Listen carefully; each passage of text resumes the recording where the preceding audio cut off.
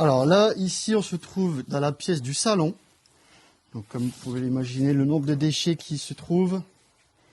Et c'est-à-dire que là, la personne a vécu ici, typiquement.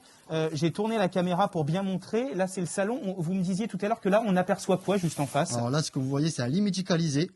Donc, on en voit. Donc, vous pouvez imaginer déjà la hauteur des déchets qui s'y trouvent. On voit la moitié du lit médicalisé.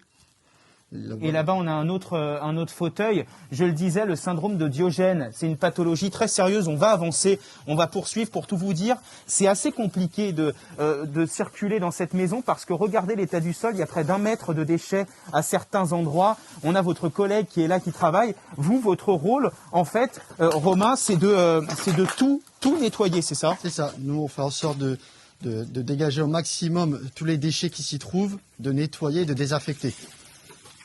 Tout désinfecté, vous imaginez. Il faut savoir qu'ici, vous m'avez expliqué que là, ce qu'il y a au premier plan, je vais peut-être quand même tourner la caméra pour pas rester trop devant, c'est quoi? Donc là, on a des excréments.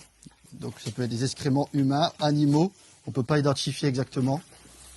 Romain, ça fait combien d'années que vous faites ça? Ça va faire 6 ans. Ça touche tout le monde? Voilà, il n'y a pas non plus de classe sociale, il n'y a aucune classe sociale qui est épargnée.